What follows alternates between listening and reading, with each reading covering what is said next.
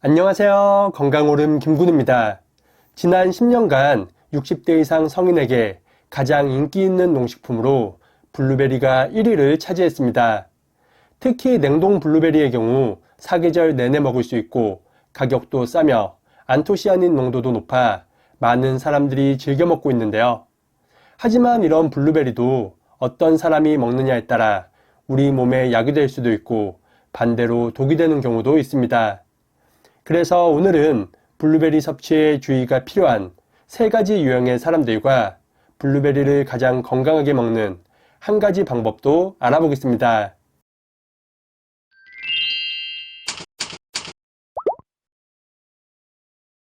블루베리 섭취에 주의가 필요한 사람, 첫 번째는 당뇨병 환자입니다.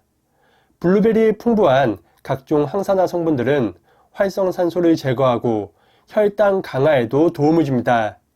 영양학지에 실린 자료에 따르면 하루 150g, 약 20알 정도의 블루베리를 6일간 꾸준히 먹은 사람들은 그렇지 않은 사람들에 비해 식후 혈당 스파이크가 현저히 낮았으며 인슐린 수치 또한 더욱 낮았다고 밝혔습니다.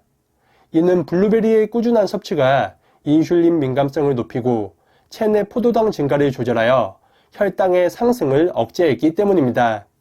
하지만 이런 블루베리도 당뇨병 약을 먹고 있거나 한 번에 많은 양을 먹는다면 오히려 건강에 치명적일 수 있습니다.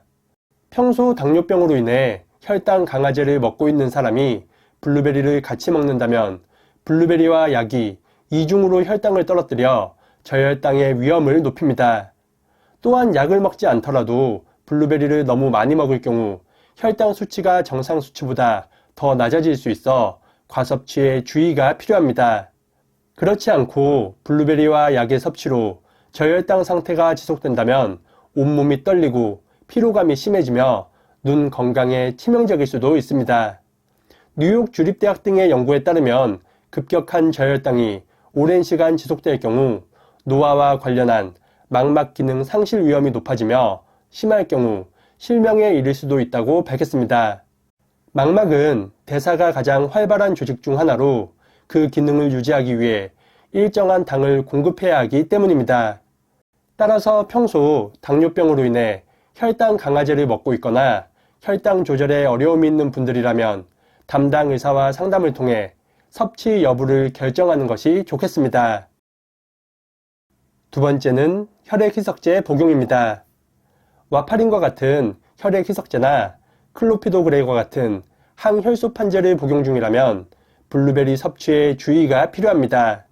이는 블루베리에 비타민 K와 살리실사염이라는 2가지 성분이 함유되어 있기 때문인데요.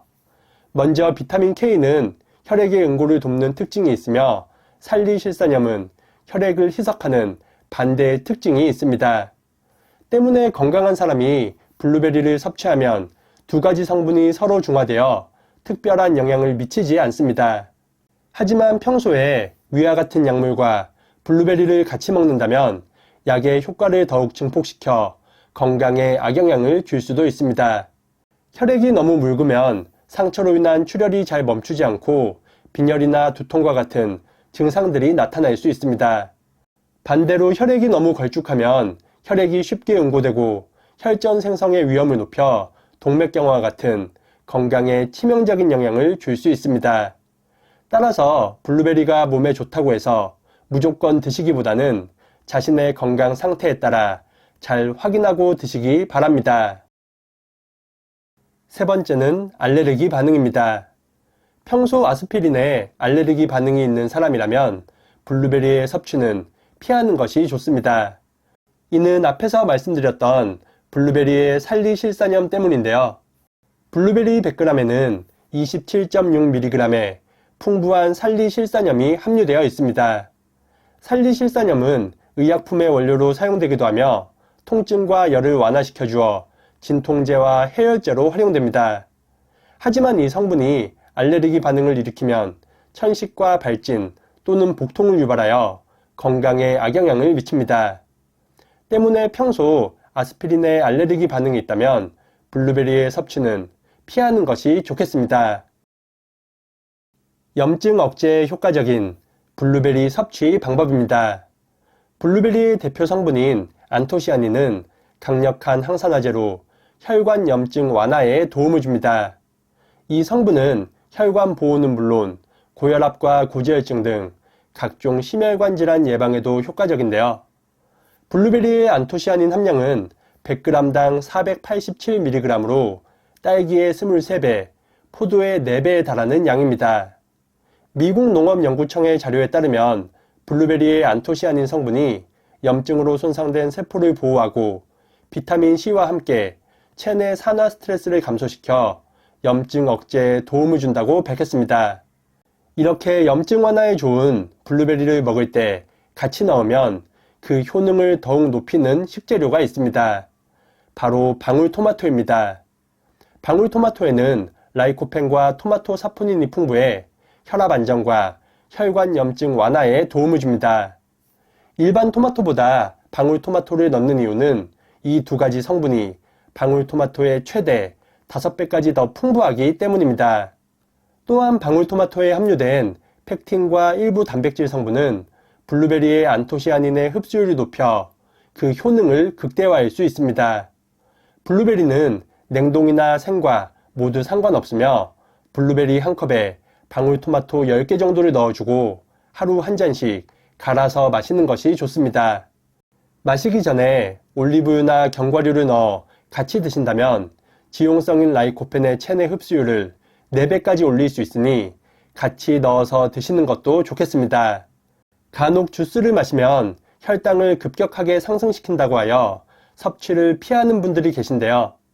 하지만 블루베리는 혈당 지수가 53으로 저혈당 지수 식품에 속하며 하루 한 번 적당량을 천천히 마신다면 오히려 혈당을 천천히 흡수하는데 도움을 줄 수 있습니다.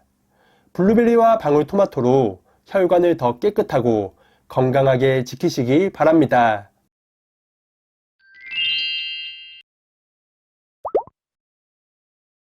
오늘은 블루베리 섭취에 주의가 필요한 사람과 블루베리를 건강하게 먹는 한 가지 방법도 알아봤습니다. 블루베리는 항암 효과와 노화 방지, 그리고 변비 완화에도 좋으니 참고하시기 바랍니다. 아무리 몸에 좋은 블루베리도 과섭취 시 몸에 부담을 줄 수 있으니 건강한 사람도 하루 20개에서 30개 이하로 드시는 것이 좋습니다. 오늘 영상이 유익하셨다면 구독과 좋아요, 그리고 댓글도 많이 부탁드립니다. 그럼 다음 영상에서 더 유익한 건강 정보로 인사드리겠습니다. 오늘 하루도 건강하세요.